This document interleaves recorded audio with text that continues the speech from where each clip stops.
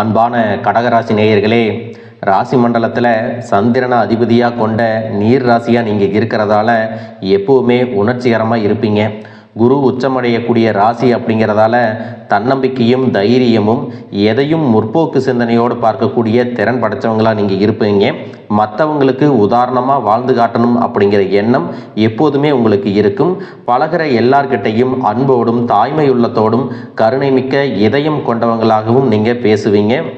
சக மனிதர்கள் கஷ்டத்தில் இருக்கும்போது ஓடி வந்து உதவக்கூடிய முதல் ஆள் கடகராசிக்காரங்களாக தான் இருப்பீங்க.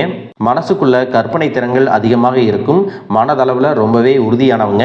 சில நேரங்களில் சுயநலமாக செயல்படுவீங்க. தங்களுடைய பொருட்களை மற்றவங்களுக்கு கொடுக்க மாட்டீங்க. மற்றவங்களுக்காக என்னைக்கும் தன்னுடைய சந்தோஷத்தை தியாகம் செய்யணும் அப்படின்னு நினைக்க மாட்டீங்க. அவங்களுடைய வாழ்க்கைக்கு எது பாதுகாப்பு அப்படின்னு நினைக்கிறாங்களோ அதுக்காக எப்பவுமே கவனத்தோடு இருப்பீங்க. கடகராசிக்காரங்க காதலிக்கிறாங்க அப்படின்னா தன்னுடைய வாழ்க்கை துணையை என்னைக்குமே பிரிய மாட்டாங்க. அவங்களுக்கு பிடிச்ச விஷயங்களை மட்டுமே அதிகமாக செஞ்சுட்டு இருப்பாங்க. உண்மையான அன்புக்காக ஏங்கி கிடப்பாங்க. தன்னுடைய வாழ்க்கையில் எப்படிப்பட்ட கஷ்டங்கள் வந்தாலும் எந்த சூழ்நிலை இருந்தாலும் முடிஞ்ச வரைக்கும் நேர்மையாக இருக்கணும் அப்படின்னு மட்டும்தான் நினைப்பாங்க. தான் கிட்ட பழகிறவங்க கிட்ட பாரபட்சம் பார்க்க மாட்டாங்க. தகுதி அந்தஸ்து பார்க்க மாட்டாங்க. நல்லதுக்கு எது கெட்டது எதுன்னு பிரித்து பார்க்க தெரியாது. எல்லா இடத்துலையும் சுதந்திரமாக செயல்படணும் அப்படின்னு நினைப்பாங்க. உள்ளுக்குள்ள ரொம்பவே மென்மையானவங்க. எப்பேற்பட்ட சூழ்நிலை வந்தாலும் தன்னுடைய பலவீனத்தை யார்கிட்டையும் காட்டிக்க மாட்டாங்க. இந்த மாதிரியான சிறப்பான குணங்கள் இருக்கக்கூடிய கடக ராசிக்காரங்களுக்கு இனி வரக்கூடிய காலங்களில் பார்த்தீங்கன்னா இந்த டிசம்பர் மாதம் 7ஆம் தேதியில் செவ்வாய் பயிற்சியும், டிசம்பர் 16ல் சூரியனும், டிசம்பர் 20ஆம் தேதி சுக்கிரனும், டிசம்பர் 29ஆம் தேதி புதனும் தனுசு ராசியில் பயிற்சி அடைய போகிறாங்க. ஒரே வீட்டில் 4 கிரகங்களும் இருக்க போகிறாங்க. இதனால் கடக ராசிக்காரங்க வாழ்க்கையில் நிறைய மாற்றங்கள் எல்லாம் வரப்போகுது. கடக ராசிக்கு இது 6வது வீடுங்கிறதுனால உங்களுடைய உடல் ஆரோக்கியம் சுய முன்னேற்றத்துல நிறைய மாற்றங்களை எல்லாம் நீங்க பார்க்க போறீங்க. பொதுவா பார்த்தீங்கன்னா 4, 8, 12 வீடுகள் எல்லாமே இல்லறம், உறவுகள், மறைவு ஸ்தானம் மற்றும் தடைகளை எல்லாம் குறிக்கக்கூடிய வீடு. இந்த ஸ்தானங்கள்ல செவ்வாய், கேது அல்லது சனி போன்ற பாவ கிரகங்கள் எல்லாம் இருந்துச்சுன்னா மனசுல அமைதி இருக்காது. சண்டை சச்சரவுகள் எல்லாமே வரும்.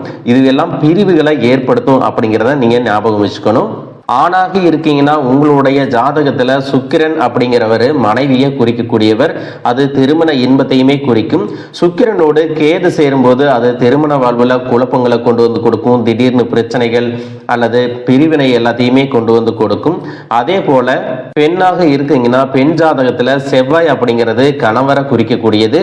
செவ்வாயோட கேது சேரும்போது கணவனோடு கருத்து வேறுபாடு, சண்டை அல்லது விவாகரத்துக்கான வாய்ப்புகள் எல்லாமே உருவாகும். இது போன்ற சில கிரக நிலைகள் காரணமாகவும் சிற்றின்பங்கள் மேல அதிகமான ஆர்வம் இருப்பது, சுய ஒழுக்கம் குறைவாக இருப்பது மற்றும் தவறான பழக்க வழக்கம், நண்பர்களுடைய சேர்க்கை, இயற்கைக்கு மாறான வாழ்க்கை முறை, இதுவெல்லாம் குடும்ப வாழ்க்கையில பல்வேறு பிரச்சனைகளை கொண்டு வந்து கொடுத்துட்டே இருக்கும். மனிதனுக்கு இருக்கவே கூடாத அளவுக்கு அதிகமான மது பழக்கம், போதை பழக்கம், தன்னுடைய வாழ்க்கை துணை மேல நம்பிக்கை இல்லாம அடித்து துன்புறுத்துறது.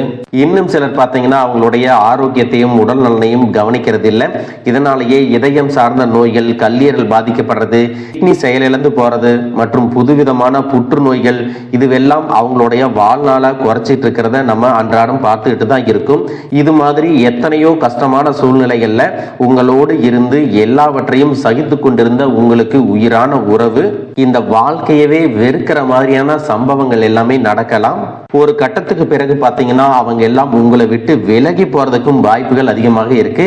இதுக்கு பிறகு இந்த மாதிரி உங்க வாழ்க்கையிலும் நடந்துக்க கூடாது அப்படின்னா மனசு விட்டு பேசுங்க. அவங்களோட நேரத்தை அதிகமாக செலவிடுங்க.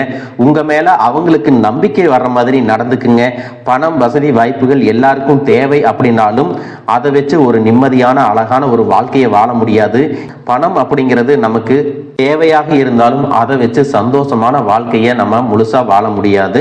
இதற்கு பிறகு அவங்க மேல நீங்க உண்மையான அன்பு காட்டுறது, சாப்பிட்டியா அப்படின்னு மனசார கேட்கறது, அவங்க என்ன சொல்ல நினைக்கிறாங்க அப்படிங்கிறத காது கொடுத்து கேட்கறது, எந்த மாதிரி கஷ்டங்களை எல்லாம் அவங்க அனுபவிக்கிறாங்க, எந்த சிச்சுவேஷன்ல இருக்கிறாங்க அப்படிங்கிறத சிம்பதி, எம்பதி எல்லாம் பார்த்து நடந்துக்க வேண்டியது ரொம்பவே அவசியம்.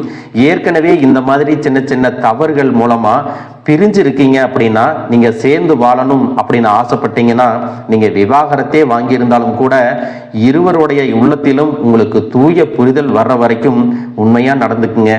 வெறும் வார்த்தைகளால மட்டும் நான் மாறிட்டேன் அப்படின்னு சொல்லாம உண்மையில அதை நடத்தி காட்டுங்க. அவங்களுடைய மனசு கல்லாகவே இருந்தாலும் அதை கரைக்கக்கூடிய சக்தி உங்ககிட்ட இருக்கு. உங்க வாழ்க்கையில எத்தனை கஷ்டங்கள் வந்தாலும் தோல்விகள் வந்தாலும் இதுவெல்லாம் சீக்கிரம் என்னுடைய வாழ்க்கையில மாறும் அப்படிங்கிற ஒரு தன்னம்பிக்கையில தான் உங்க வாழ்க்கை ஓடிட்டு இருக்கு. ஒவ்வொரு நாளையும் நீங்க எவ்வளவு கஷ்டப்பட்டு சிரமப்பட்டு கடந்து வர்றீங்க அப்படிங்கிறது உங்களுக்கும் அந்த கடவுளுக்கும் தாங்க தெரியும். உங்களை சுத்தி இருக்கிறவங்க என்ன சொல்லுவாங்கன்னா, உங்களுக்கு என்னப்பா ஜம்முன்னு இருக்காங்க, ராஜ வாழ்க்கை வாழ்றாங்க அப்படின்னு பேசுவாங்க. ஆனா உண்மையான நிலைமை உங்களுக்கு மட்டும்தாங்க தெரியும். உங்களுடைய தனிப்பட்ட வாழ்க்கையில மூணாவதா ஒருத்தர் நுழைஞ்சு உங்களுக்கு பிரச்சனைகளை கொடுத்துட்டு இருந்த நபர் கண்டிப்பா உங்களை விட்டு விலக போறாருங்க. அவர் மூலமா நீங்க அடைஞ்ச அத்தனை துன்பங்களுக்கும் ஒரு நல்ல தீர்வு கிடைக்க போகுது. இதுக்கப்புறமா உங்களுடைய உடல் ஆரோக்கியத்துல நீங்க கூடுதலான கவனம் செலுத்த போறீங்க. தீராத வியாதிகள் இருக்கு, சரியாகல அப்படின்னு நினைச்சிட்டு இருந்தீங்கன்னா சரியான சிகிச்சை முறைகளை இப்ப எடுத்துக்கிறது மூலமா நீங்க மறுபடியும் ஆரோக்கியமா நடமாட முடியும். உங்களை பார்க்கறவங்க ஆச்சரியப்பட்டு பேசுற மாதிரி உங்களுடைய ஆரோக்கியம் செயல்பாடுகள் எல்லாமே இருக்க போகுதுங்க. உங்களுடைய அனைத்து கேள்விகளுக்கும் பிரச்சனைகளுக்கும் தீர்வாகவும் பதிலாகவும் இப்ப இருக்கக்கூடிய சூழ்நிலைகள் உங்களுக்கு நல்ல விதமா மாறப்போகுது. இதுவரைக்கும் உங்களுக்கு திருமணம் சார்ந்த விஷயங்கள்ல தடைகள் ஏற்பட்டு மன உளைச்சல்ல இருந்தீங்கன்னா அதுவெல்லாம் உங்களுக்கு அந்த தடைகள் எல்லாம் நீங்கி விரைவிலேயே திருமணம் கூடுவதற்கான வாய்ப்புகள் வரப்போகுது. உங்களுடைய மனசுக்கு பிடிச்ச மாதிரி அழகான நல்ல வருமானம் இருக்கக்கூடிய வாழ்க்கை துணை கிடைக்க போறாங்க. பள்ளி கல்லூரிகள்ல படிச்சுட்டு இருக்கிறவங்களுக்கு அவங்களுடைய படிப்புல அதிகமான கவனம் செலுத்துவாங்க. போட்டித் தேர்வுகள் மற்றும் கல்வி சார்ந்த செயல்பாடுகள்ல அவங்களுக்கு ஆர்வத்தோட செயல்படுறதன் மூலமாக அதிக மதிப்பெண்கள் கிடைக்கும். தேர்வுல எல்லாத்துலயும் வெற்றி பெறுவாங்க. உடல் ஆரோக்கியத்தை பொறுத்த வரைக்கும் நீங்க 20 வயசுல இருந்தாலும் சரி 60 வயசுல இருந்தாலும் சரி சரியான நேரத்துக்கு சாப்பிடாம எதையோ ஒண்ணு நினைச்சு மனசை வருத்திட்டு இருந்தீங்க. இதுக்கப்புறமா பாத்தீங்கன்னா உங்க மனசுல இருக்கக்கூடிய பாரம் எல்லாம் குறைஞ்சு நிம்மதி கிடைக்க போகுது. ஆரோக்கியமான விஷயங்களை மட்டுமே செய்ய போறீங்க. தொழிலை பொறுத்த வரைக்கும் வியாபாரம் செய்யக்கூடியவங்களுக்கும் ரியல் எஸ்டேட் பண்றவங்களுக்கும் பல மடங்கு லாபம் கிடைக்க போகுது. மருந்து ரசாயனம் உணவுப் பொருட்கள் தொழில் செய்யறவங்களுக்கு கணிசமான லாபம் கிடைக்க போகுதுங்க. அரசாங்க பதவியில இருக்கிறவங்களுக்கு இதுவரைக்கும் அவங்க செய்யக்கூடிய வேலைகள்ல ஒரு மன அழுத்தம் இருந்திருக்கும். பதவி உயர்வுகள் எல்லாம் தடைபட்டு இருக்கும். இனி அந்த சூழ்நிலைகள் எல்லாம் மாறி பணி செய்யக்கூடிய இடங்கள்ல மன நிம்மதி கிடைக்கும். எல்லா வேலையும் மன திருப்தியோட செஞ்சு முடிப்பீங்க. பதவி உயர்வுகள் கிடைப்பதற்கான வாய்ப்புகள் இருக்குங்க. குடும்பத்துல இதுவரைக்கும் சரியான புரிதல் இல்லாம போறது, பண பிரச்சனை, கடன் பிரச்சனை, சொத்து தகராறு இதுவெல்லாம் இருந்திருக்கும். 2026 புத்தாண்டுல இதுவெல்லாம் உங்களுக்கு மாறப்போகுதுங்க. நீதிமன்றத்துல வழக்குகள் இருந்தா கூட அதுவெல்லாம் உங்களுக்கு சாதகமா கிடைக்க போகுது. நீண்ட காலமா பணம் வருவதில் உங்களுக்கு தடைகள் இருந்துட்டு இருந்துச்சு. அந்த தடைகள் எல்லாம் நீங்கி எதிர்பாராத உதவி மற்றும் உங்களுக்கு வர வேண்டிய பணம் நிச்சயமா கிடைக்க போகுது. தொழிலை பொறுத்த வரைக்கும் பாத்தீங்கன்னா உங்களுக்கு நம்பிக்கையான வாடிக்கையாளர்கள் கிடைப்பாங்க. உண்மையான விசுவாசமான வேலையாட்கள் கிடைப்பாங்க.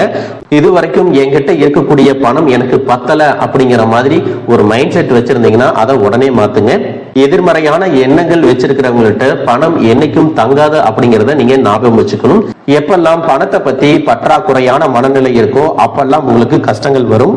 அதனாலதான் பாத்தீங்கன்னா என்கிட்ட இதுக்கெல்லாம் பணம் இல்லை, நான் சாப்பாட்டுக்கே ரொம்ப கஷ்டப்படுறேன் அப்படின்னு என்னைக்குமே சொல்லாதீங்க. உங்களுக்கான கிரக நிலைகள் எல்லாம் சாதகமா இருக்கும்போது உங்களுக்கான வருமானம், தொழில், வேலை வாய்ப்பு எல்லாமே கிடைக்க போகுது. அதை வச்சு நீங்க வாழ்க்கையில முன்னுக்கு வரணும். இதுவெல்லாம் உங்களுடைய வாழ்க்கையில நடக்குமா அப்படின்னு என்னைக்குமே கேள்விக்குறியோட இருக்காதீங்க. முழுசா நம்புங்க. சத்தியம் சொல்றேன், கிரக நிலைகள் உங்களுக்கு சாதகமா இருக்கும் பொழுது வாய்ப்புகள் கிடைக்கும். அந்த வாய்ப்புகளை தடுக்கிறதுக்கும் கெடுக்கிறதுக்கும் சில நேரங்கள் கெட்டதா அமையும். சில மனிதர்கள் கூடவே இருந்துட்டு உங்களுக்கு வரக்கூடிய வாய்ப்புகளை தட்டி பறிப்பாங்க. தெரிந்தே சில பேர் துரோகங்களை செய்வாங்க. இன்னும் சில நேரங்கள்ல பாத்தீங்கன்னா உங்க மனசுக்குள்ள நெகட்டிவான எண்ணங்கள் வந்து இதுவெல்லாம் எனக்கு செட் ஆகாது, இது என்னால செய்ய முடியாது, இது எனக்கு நடக்காது அப்படின்னு நீங்களே எல்லா வாய்ப்புகளையும் தவற விட்டுருவீங்க. அதனாலதான் இது வரைக்கும் கைக்கு எட்டினதெல்லாம் உங்களுக்கு வாய்க்கு எட்டாம போயிடுச்சு. இதுக்கப்புறம் நீங்க பாசிட்டிவா இருந்து கிடைக்கக்கூடிய வாய்ப்புகளை சரியா பயன்படுத்திட்டீங்கன்னா நீங்க ராஜாவா இருக்க போறீங்க. 2026ஆம் ஆண்டுல நீங்க ஒரு புது மனுஷனா வாழ போறீங்க. வாழ்க வளமுடன், வாழ்க பல்லாண்டு.